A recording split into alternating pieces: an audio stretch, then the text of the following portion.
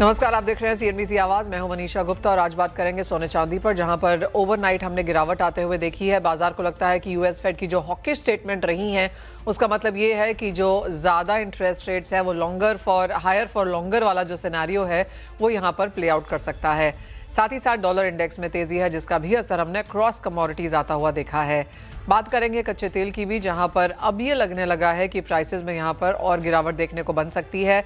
ज़्यादातर global brokerages ने अपनी जो फोरकास्ट है कच्चे तेल की वो घटा दी है और अब वो 60 से $85 अ बैरल के बीच में है इस साल के लिए। इन सब पर बात करने के लिए हमारे साथ है कार्तिकेय बुलियन के director Deepak Soni and Kotak securities से कायनात चेनवाला। आप दोनों का कार्यक्रम में स्वागत है। सोने से ही शुरुआत कर लेते हैं। कायनात, पहले आपकी सेंस ले लेते हैं। आपको क्या लगता है कहाँ जा रहे हैं gold and silver prices?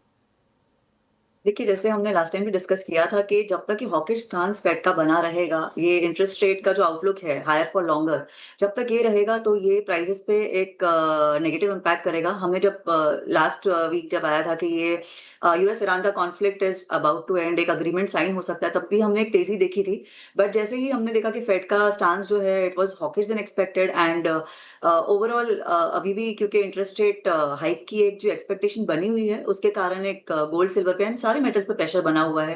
Dollar is at 1 year high 101 के ऊपर ट्रेड कर रहा है। तो जब तक ये हाई यील्ड हाई रेट्स वाला जो एनवायरनमेंट है ये बना रहेगा तो गोल्ड एंड सिल्वर प्रेशर रहेगा। अभी भी हमें गोल्ड की अगर मैं बात करूं तो अराउंड अभी सेल ऑन राइज का ही हमें ट्रेंड लग रहा है and it might slip towards 1,43,000। Silver में भी सेम ट्रेंड दिख रहा है, सेलॉन राइस का 2,23,000 के रेंज तक जा सकता है। सो ओवरऑल ये प्रेशर बना रहेगा and specially we are looking at core PC numbers next week.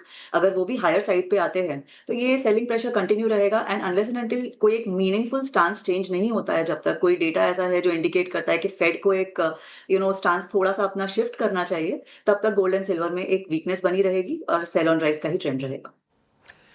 Alright, तो एक शार्प गिरावट हमने यहाँ पर ओवरनाइट मार्केट्स में सोने चांदी में आते हुए देखी थी और अब अगर एशियन बाजारों की बात की जाए तो ये गिरावट गहराती हुई नजर आई है। भारतीय बाजारों में आप देख सकते हैं पिछले एक महीने में 17% की गिरावट, आज करीबन 3% की गिरावट के साथ फिलहाल कारोबार है और जो 4,22,000 के ऑल टाइम हाइज बनाए थे वहां से 2,30,000 पे चांदी फिलहाल कारोबार करती हुई।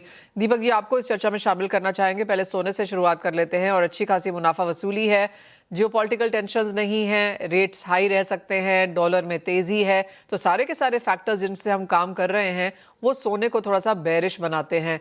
करंट लेवल्स पे आपको क्या लगता है कहाँ जा रहे हैं सोने के प्राइसेस और किस तरह के ट्रेड्स भारतीय बाजारों में फिलहाल हैं? नमस्कार मनीषा जी। देखिए, ये सोने और चांदी दोनों की जो ट्रेंड्स रहे हैं वो हमेशा इसी तरीके से रहे हैं मनीषा जी, कि एक करेक्शन ये अच्छा खासा देते हैं और उसके बाद ये वापस ऊपर की ओर जाते हैं। आपकी बात एकदम सही है कि जियोपॉलिटिकल कंडीशंस कम हुई है लेकिन अभी तक खत्म नहीं हुई है। और जिस तरीके से मिस्टर डोनाल्ड ट्रंप के प्रीवियस रिकॉर्ड्स रहे हैं, हम 100% ये मान के नहीं चल सकते कि आज फ्राइडे को जो इनके बीच में एमओयू साइन होना है उसमें से क्या निकल के सामने आएगा। मैं ये नहीं कह रहा हूँ कि गोल्ड और सिल्वर में बहुत ज्यादा तेजी है, बट मैं अभी भी मुझे नहीं लगता है कि बहुत ज्यादा हम मंदी की ओर जाएंगे।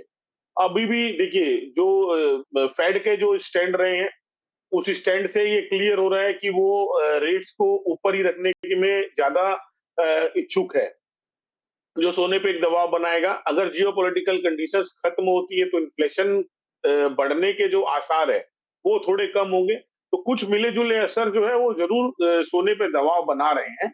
बट मुझे लगता है कि एक लेवल्स के आसपास आने के बाद ज्यादा मुझे करेक्शंस लग नहीं रहे हैं गोल्ड में। मुझे लग रहा है 4,000 के ऊपर जब तक गोल्ड है तब तक ये करेक्ट मोड पर ही है। इसमें एक चीज और जोड़ना चाहूंगा। देखिए, हमें पूरे विश्व में जो डिमांड है ना, उस डिमांड से भी हमें मिले जुले संकेत मिल रहे हैं। यूरोपियन कंट्रीज और अमेरिकन कंट्रीज के ईटीएफ और वहां जो ईटीएफ में इन्फ्लोज है वो जरूर कम हुए हैं, but Asian markets Hong Kong, Japan, India और चाइना ये अभी तक बाइंग पर ही कंटिन्यू है। तो ये मिले जुले असर है, इनसे एक सार निकल जाना या समरी इनका निकल जाना ये जी, थोड़ा सा डिफिकल्ट है। हमें समय का इंतजार करके ही आगे के मूव की तरफ बढ़ना चाहिए। तो Deepak ji, as of now Indian markets में किस तरह के ट्रेंड्स हैं? क्योंकि अधिक मास था तब लोग नहीं खरीदते हैं, लेकिन अब शादियों का सीजन धीरे धीरे निकलने लगेगा, ऑस्पिशियस पीरियड शुरू हो जाएगा, आगे जाकर जिस तरह से हम त्योहार आना देखेंगे बाइंग आएगी, लेकिन क्या इस वक्त बाइंग आ रही है? क्या लोग खरीद रहे हैं? क्या डिस्काउंट पे अभी भी काम हो रहा है?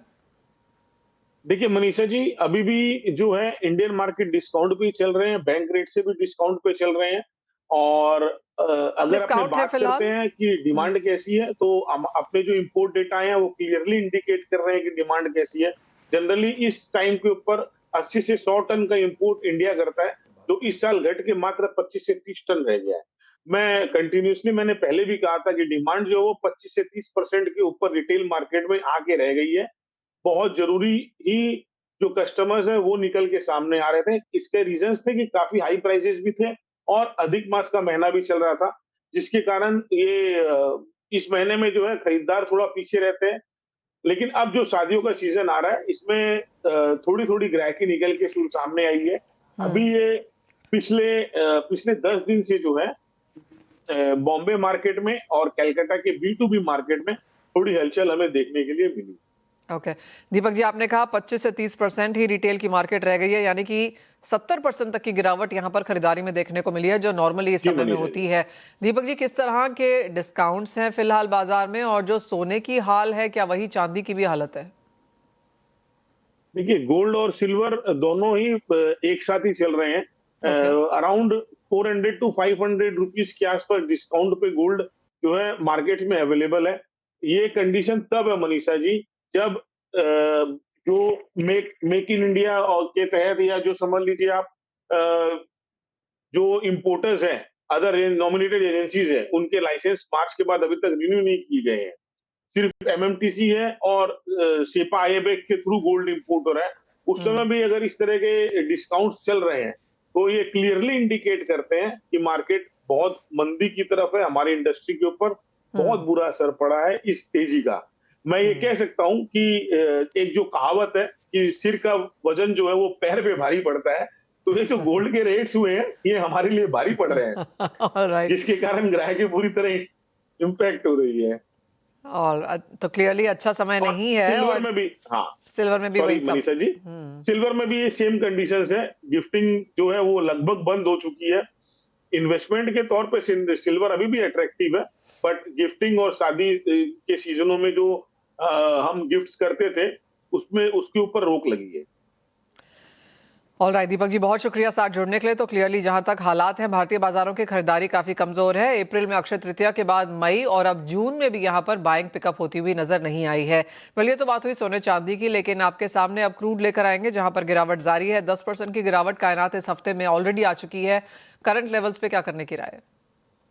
देखिए, ऑलरेडी ओवरसोल्ड है काउंटर, एंड जिस तरह से जो यूएस ईरान डील का अभी जो फॉर्मल अग्रीमेंट जो साइन होना है, उसको लेके भी काफी सारी कंडीशंस है, जिसपे कोई एक क्लैरिटी आई नहीं है। एमओयू पे लेके काफी सारी क्लैरिटी पे पेंडिंग है।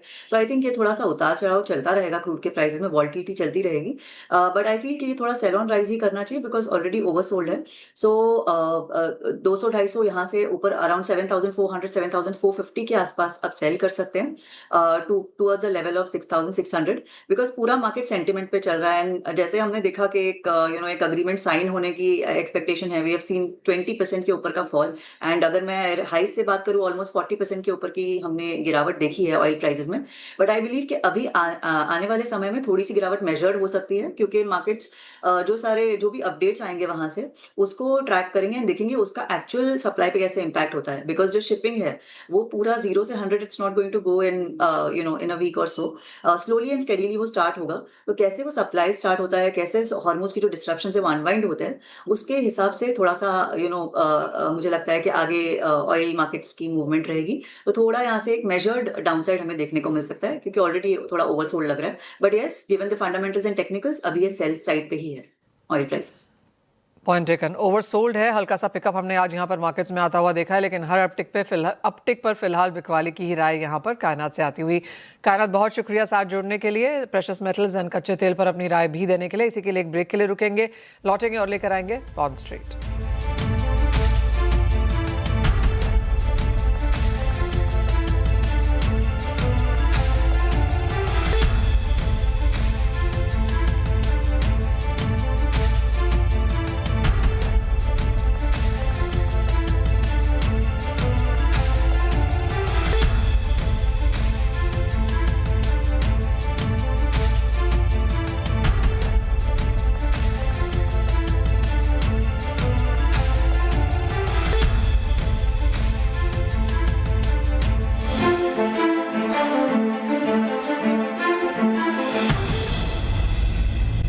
BBC आवाज and India Bonds presents Bond Street. नमस्कार, स्वागत है आपका। आप देख रहे हैं बॉन्ड स्ट्रीट और हमारे साथ आज स्टूडियो में मौजूद है देवांग शाह, जो कि CIO हैं एक्सिस म्यूचुअल फंड के। देवांग, बहुत शुक्रिया हमारे साथ आज यहाँ पर समय निकालने के लिए। आप कैसे डिस्क्राइब करेंगे mutual fund fixed income philosophy जो आपकी कंपनी की है, और साथ ही साथ वो पिछले कुछ सालों में किस तरह से बदली है? So thank you Manisha for having us. तो आपने जैसे बताया, एक्चुअली हमारी AMC का जो जन्म हुआ था वो क्राइसिस में हुआ था 2008 में। तो आप और 2008 से आप कभी भी कोई भी टाइम फ्रेम देख लीजिए, we have always been expose to volatility, market में उथल पथल रही है, and somewhere down the line आपको बहुत सारे चीज़ों का, जैसे ग्लोबल क्राइसिस हो गया, डीमॉन हो गया, कोविड हो गया, तो काफ़ी सारी चीज़ें हुए हैं, इवेंट्स हुए हैं। हमने जो एक प्रिंसिपल फॉलो किया है through out is about an SLR philosophy. SLR philosophy क्या होती है? सेफ्टी। जो इन्वेस्टर फिक्स्ड इनकम में जब इन्वेस्ट करते हैं उनको पहले क्या चाहिए कि हमारा वो शांति से रात को सो सके, तो सेफ्टी पे बहुत ज़्यादा फोकस होता है। सेकेंड चीज़ हम लोग फोकस करते हैं कि पोर्टफोलियो बहुत लिक्विड होना चाहिए, बिकॉज जैसे आपने बताया वी हैव इवेंट्स एवरी 2 और 3 ईयर्स, तो इट वी एंश्योर कि लिक्विडिटी पोर्टफोलियो में बहुत अच्छी रहे और कॉम्पिटिटिव रिटर्न होना चाहिए। So that is the SLR concept which we actually follow all throughout, and that is helped us in all this challenging times. आप क्या कहेंगे, किस तरह से आप यहाँ पर बैलेंस कर पाए हैं credit quality with yield in आज का जिस तरह का मार्केट एनवायरनमेंट है उसमें? सो हमारा फोकस हमेशा मनीषा इस पे रहा है कि we try and work along on कि टॉप डाउन अप्रोच फॉलो करते हैं, मैक्रो। तो मैक्रो पे बहुत फोकस रहता है। हमारे जो सारे एनालिस्ट फंड मैनेजर्स हैं वो फोकस करके कि हाई फ्रीक्वेंसी इंडिकेटर्स कैसे चल रहे हैं, उन पे क्या हमारा व्यू बन रहा है। So top down approach helps us to decide कि फिक्स्ड इनकम में कौन से लीवर और कौन से सेगमेंट पे फोकस करना चाहिए। जनरली अगर आप देखेंगे देयर आर 3 लीवर्स होते हैं फिक्स्ड इनकम में जो रिटर्न जनरेट करते हैं इन्वेस्टर्स के लिए। पहला एक तो है वो ड्यूरेशन, जो इंटरेस्ट रेट साइकिल पे डिपेंड होता है। दूसरा पार्ट है जो है वो क्रेडिट, जैसे आपने समझाया, वो अक्रूवल कॉन्सेप्ट है जो आपको अच्छी यील्ड देता है। और तीसरा पार्ट है जो बैलेंस लिक्विडिटी एनवायरनमेंट रहती है, जैसे अभी RBI ने मेजर्स इनविल करी हुई है जिसमें बहुत लिक्विडिटी आ जाएगी। तो ये 3 सेगमेंट है जिससे आपसे परफॉर्मेंस और रिटर्न जनरेट होता है इन्वेस्टर्स का। हम एक top down macro approach follow करते हैं, and depending on the macro approach we decide कि कहाँ पे पैसे डालने चाहिए, या तो ड्यूरेशन बढ़ाना चाहिए या तो क्रेडिट बढ़ाना चाहिए। सो एक top down macro approach is the philosophy which we follow. जिस तरह का फिलहाल का सिनेरियो है जहां पर US फेड मीट काफी हॉकिश नजर आई है, आपको लगता है भारतीय बाजारों में भी RBI की तरफ से वो जो न्यूट्रल स्टैंस है वो शायद बदलता हुआ दिखेगा? मेरा ऐसा मानना है कि पहले तो एक तो US और भारत का काफ़ी डीलिंक हो गया है मैक्रो का, because US is going through its own challenges. अगर आप देखेंगे तो US में इन्फ्लेशन हमने कब लास्ट 25 साल में US इन्फ्लेशन 4-4.5 पे देखा, और India inflation at the same point of time 4.7 4.8 देखा है। तो largely inflation differential has been zero now, almost close to zero. In fact last year हमारा इन्फ्लेशन US इन्फ्लेशन के नीचे था। दूसरा चीज़ अगर आप देखेंगे तो वहाँ पे एक बहुत बड़ा दिक्कत चल रही है कि वहाँ पे बैलेंस शीट काफ़ी बलून हो गई है, डेट काफ़ी बढ़ गया है, 38 ट्रिलियन का डेट नंबर चल रहा है। हमारे वहाँ फिस्कल कंसोलिडेशन चल रहा है। सो दोनों रीजंस की वजह से इंडिया और US की जो बॉन्ड डील्स में जो पहले कोरिलेशन था वो कोरिलेशन काफ़ी ब्रेक हो चुका है। हमें ऐसा लगता है यहाँ से कि इंडिया का जो लोकल मैक्रो है that will determine whether RBI will hike rates और नॉट। और लोकल मैक्रो में हम जो 2-3 वेरिएबल्स देखते हैं वो है ग्रोथ, इन्फ्लेशन और रुपी। रुपये पे क्या व्यू है, ग्रोथ पे क्या व्यू है और इन्फ्लेशन पे क्या व्यू है। ऑयल की जो उथल पथल हुई है because of the middle east crisis, उसके वजह से हमारा व्यू है कि इन्फ्लेशन जो पहले 4.5 की तरफ दिखता था अभी वो 5% के आसपास आएगा। सेकेंड हाफ में 5.5 भी जा सकता है। ग्रोथ थोड़ा कम आएगा, जहाँ पे 7% का एक्सपेक्टेशन था अभी वो 6.5% की तरफ जा सकता है। And third, I think because of all the measures rupee will now find some stability. So in this context unless and until अगर क्रूड प्राइस नीचे नहीं आती है, हमारा व्यू है क्रूड $75-85 पर बैरल पे ट्रेड होगा। अगर क्रूड प्राइसेस नीचे नहीं आई फिर हो सकता है कि RBI को सेकेंड हाफ में रेट हाइक करना ज़रूरी पड़े, लेकिन जो रेट हाइक की जो परसेंटेज रहेगा वो 50 to 75 बेसिस रहेगी। तो जो 5.25 का ऑपरेटिव रेपो रेट है वो 6% जा सकता है। ओके, एक स्टेप आगे लेंगे और टारगेट मैच्योरिटी फंड्स के बारे में जानेंगे। यहाँ पर आपको क्या लगता है ये क्या है और क्या ये इन्वेस्टर को टूली सर्व करते हैं? टारगेट मैच्योरिटी फंड एक बहुत ही सिंप्लीफाइड पर्सपेक्टिव है इन्वेस्टर्स के लिए, जहाँ पे एक इंडेक्स होता है। वो इंडेक्स जैसे इक्विटी फंड्स में काफ़ी पैसिव फंड्स रहते हैं जो बहुत माने जाते हैं, इन्वेस्टर्स को समझ में आते हैं, जहाँ पे वो एक इंडेक्स को रेप्लिकेट करते हैं। तो target maturity funds in fixed income also एक इंडेक्स रहता है जिसमें सिक्योरिटीज़ रहती है, वो सिक्योरिटीज़ को हम लोग रेप्लिकेट करते हैं। उसका जो सिंप्लीफाइड फॉर्मेट क्या है, एक तो उसकी मैच्योरिटी डिफाइन रहती है। तो आपको अगर आपको अंदाज़ा है कि फिक्स्ड इनकम में मेरा जो इन्वेस्टमेंट का टाइम फ्रेम है, अगर वो 3, 6, 12 महीने है, टारगेट मैच्योरिटी फंड्स हर मैच्योरिटी के अवेलेबल है। अगर मेरे को 3 महीने का है तो मैं 3 महीने के टारगेट मैच्योरिटी फंड में इन्वेस्ट करूंगा, और उसमें मार्केट की जो वोलेटिलिटी होती है वो इन्वेस्टर को काफ़ी कम मिलती है। So it's a good product for investors, easy to understand, entry exit barriers काफ़ी ईजी है, एंड उनको समझ में आ रहा है कि कौन से प्रोडक्ट में इन्वेस्ट करना चाहिए। और लार्जली ये सब target maturity funds quality bias रहते हैं, जो AAA ओरिएंटेड रहते हैं। So I think it's a good product for investors. आप कहेंगे इनफ डेप्थ है फिलहाल यहाँ पर मार्केट में? अगर हम पूरा एक मिक्स देखें यहाँ पर PSU bonds, SDLs, private corporate bonds को मिलाकर। नहीं, I think in fact our view is कि एशियन मार्केट्स में Indian bond markets are one of the most liquid markets. So मेरे हिसाब से अगर आप मुझे पूछेंगे तो डेप्थ ऑफ मार्केट में कोई प्रॉब्लम नहीं है। I think if you ask me, GSEC market सबसे अपना अच्छा लिक्विड है, SDL मार्केट्स में भी बहुत काफ़ी अच्छी लिक्विडिटी है, कॉर्पोरेट बॉन्ड में भी काफ़ी लिक्विडिटी। कॉर्पोरेट बॉन्ड की लिक्विडिटी थोड़ी कमज़ोर हुई है, कम हुई है after the mutual fund debt taxation going, but I think from an overall perspective आज के मार्केट में depending on views, macro views, we believe GSEC and corporate bonds have huge liquidity.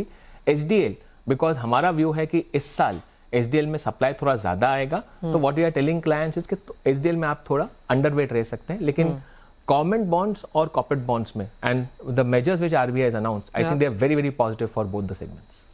आप क्या कहेंगे एक रिटेल इन्वेस्टर को? एक तो क्या चूज करना चाहिए, क्या वॉच करना चाहिए, और FD, mutual fund, direct bonds में कहाँ पर उनका निवेश और एक पोर्टफोलियो कैसा दिखना चाहिए? पहले तो मैं एक चीज़ बोलना चाहूँगा कि फिक्स्ड इनकम इन्वेस्टर या कोई भी इन्वेस्टर को एक डिसिप्लिन एसेट एलोकेशन रखना चाहिए। डिसिप्लिन एसेट एलोकेशन हम लोगों ने जैसे देखा हुआ है लास्ट 1.5-2 साल से इक्विटी मार्केट्स ने काफ़ी अच्छा रिटर्न नहीं दिया है। So with that context we always say a discipline asset allocation is a must for investors. उसमें फिक्स्ड इनकम की बहुत बड़ी आपकी एलोकेशन होनी चाहिए, और करंट एनवायरनमेंट में जहाँ मार्केट वोलेटिलिटी है, फिक्स्ड इनकम की यील्ड्स काफ़ी अच्छी है, we are getting worried about AI, we are getting worried about what will happen on FI outflows. तो ये जब हमारे भय और विचार अभी चल रहे हैं, उसके हिसाब से हमारा व्यू है कि इन्वेस्टर को एक फिक्स्ड इनकम एलोकेशन हमेशा रखना चाहिए। नाउ सेकंड पॉइंट इज कि म्यूचुअल फंड क्या बेनिफिट्स देते हैं। म्यूचुअल फंड एक डाइवर्सिफाइड पोर्टफोलियो देता है, उसमें एंट्री एग्जिट बैरियर जैसे मैंने समझा है, most of the funds don't have any exit loads, तो वो एंट्री एग्जिट बैरियर्स काफ़ी अच्छे हैं। तीसरा चीज़ जो है, जो अगर इन्वेस्टर को रेट साइकिल कैप्चर करनी है, rate cut cycle, I think mutual funds एक अच्छा दरिया है, तरीका है जहाँ से वो fixed income investors interest rate cycle capture कर सकते हैं। So this is our view on for retail investors. Point taken, और आशा है रिटेल इन्वेस्टर्स ने ये सुना भी होगा। दिवांग, बहुत शुक्रिया साथ जुड़ने के लिए बॉन्ड स्ट्रीट में आज। शुक्रिया। CNBC Awaaz and India Bonds presents Bond Street. Mongia Steel presents Majboot Stocks of the Day.